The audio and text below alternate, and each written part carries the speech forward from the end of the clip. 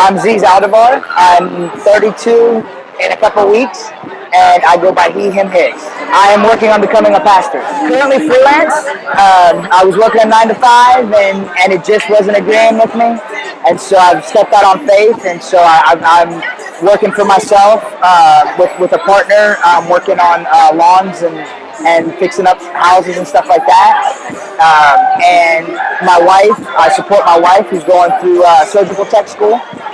And then after she finishes that, then I'll be going to finish my degree and go on to divinity school. I was raised Christian in the church. Been in and out of the church my whole life. In youth group, constantly doing things. I'm a very faith-filled person, and I've been kicked out of my church. I've been, dealing with folks who say I'm going to hell, that don't agree with my lifestyle, that say that I can't be loved by God the way that I am, let alone be used by God to serve His people. And so I know that's not true. And in my journey, I have met a lot of affirming pastors and trans pastors that just said, "You're perfect the way that you are, and your narrative, your story can be used to bless other people and bring back hope that's been taken away from us." My dad was in the Navy, so I grew up all across the country, and as an adult, I've lived all across the country. I've got great friends who come down from Reno, Nevada, where I've lived, to support our trans community and our gay community here. But I'm from Texas, South Padre Island. My dad was in the Navy, and they were very conservative, and I didn't know what transgender was. Never heard it before. My 20s, and we moved to Hawaii when I was probably about 6 or 7. And growing up in that culture, and I did find out about gay because I lived in Hawaii during a time where they were the first state to try and get gay marriage. And so that opened up my eyes to a lot of different things. So I started learning, and I learned about being mohau, which is their word for transgender. And they gave me that title because my dad was gone all the time.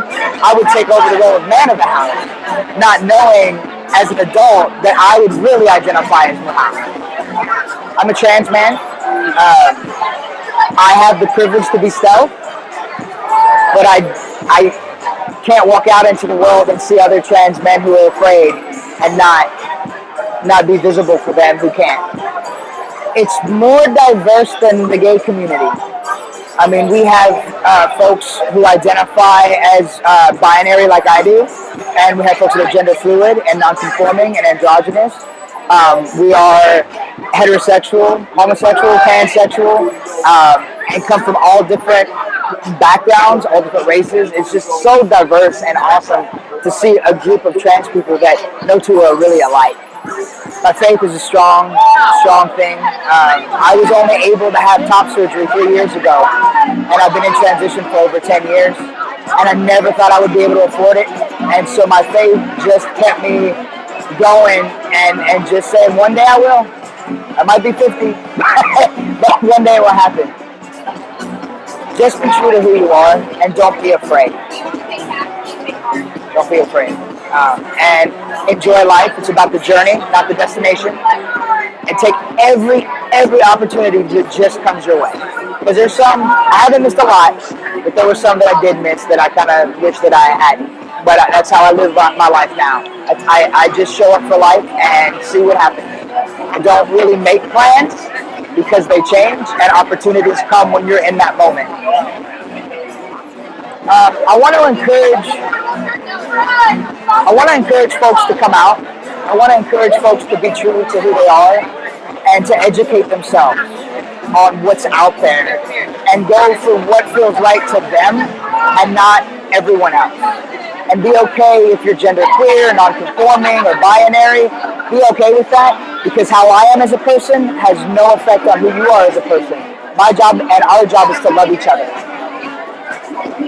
My pronouns matter because they just do.